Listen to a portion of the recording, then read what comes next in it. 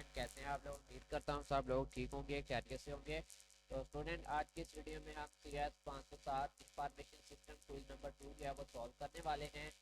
तो quiz start करने से पहले आप दोस्तों को बता दूं कि CS के तमाम सब्जेक्ट के पेड क्विज की सर्विस प्रोवाइड करता हूं मैं। अगर आप लोग पेड बेसिस पे क्विज करवाना चाहते हैं तो नीचे मेरा व्हाट्सएप नंबर है, इस पर रब्ता करके आप जो है वो क्विज अटैम्प्ट करवा सकते हैं।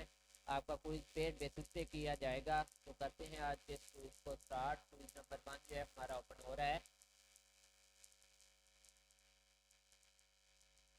तो स्टूडेंट, एमसीक्यू नंबर 1 है, what if analysis technique is used in.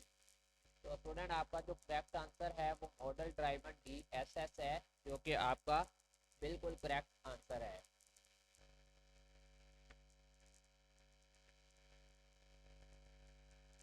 तो चलते हैं हमारे अगले एमसीक्यू की तरफ। एमसीक्यू नंबर 2 है कि in design of database that refer to the way data is stored in partition and sequence.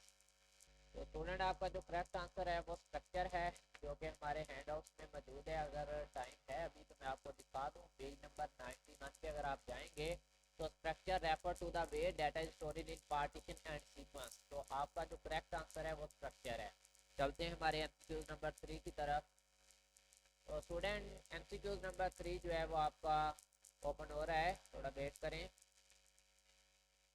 तो जी student, dash is the circular view of the software life cycle as opposite to the linear view of.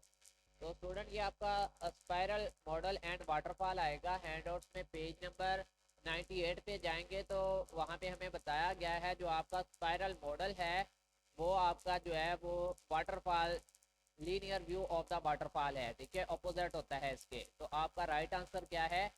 पहले आपका spiral model आएगा और फिर waterfall model आएगा, यानी कि हमारा जो है वो करेक्ट आंसर बी है, स्पाइरल मॉडल एंड वाटरफॉल। तो चलते हैं हमारे नेक्स्ट एमसीक्यू पर। तो स्टूडेंट, एमसीक्यू नंबर 4 है कि in dash model whatever organization decide is the result of standard operating procedures involved over time। तो स्टूडेंट, ये आपका राइट आंसर सी है, ब्यूरोक्रेटिक मॉडल। अगर आप पेज नंबर 76 में जाएं वहाँ पे आपको मिलेगा कि ब्यूरोक्रेटिक मॉडल जो है whatever organisation decide is the result of standard operating procedure. तो आपका करेक्ट आंसर जो है वो सी है, 100% करेक्ट आंसर। चलते हैं हमारे एमसीक्यू नंबर 5 की तरफ। तो स्टूडेंट, एमसीक्यू नंबर 5 है, dash is the startup phase of IT planning. तो स्टूडेंट, ओरिएंटेशन जो है वो आपका क्या है? स्टार्टअप फेज होता है आईटी प्लानिंग का। हैंडआउट्स में पेज नंबर 77 पे दिया गया है फेज ऑफ आईटी प्लानिंग। यहाँ पे आपको मिलेगा कि orientation this startup phase in required, ठीक है। ये आपका कौन सा है?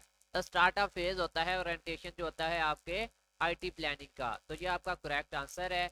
चलते हैं हमारे अगले एमसीक्यूज नंबर 6 की तरफ। Which of the following is not rational individual model of decision making?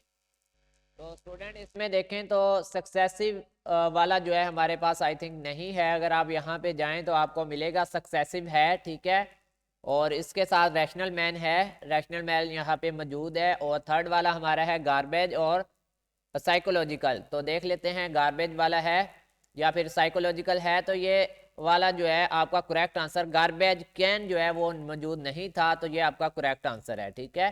Not पूछा है उन्होंने, तो ये गार्बेज कैन वाला नहीं है। एमसीक्यू नंबर 7 है,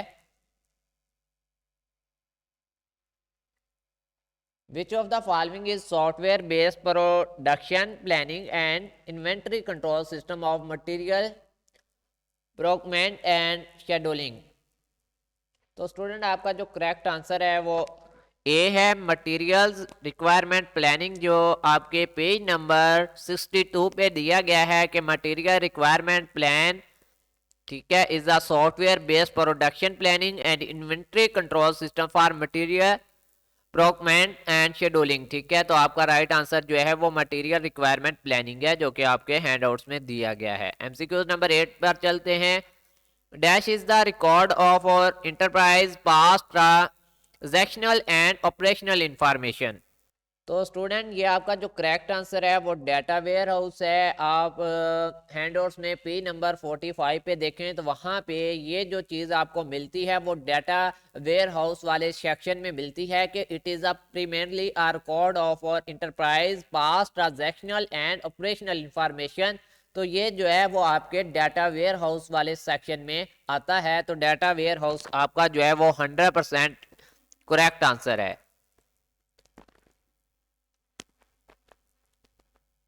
चलते हैं हमारे एमसीक्यूज नंबर 9 की तरफ। Word processing is a example of.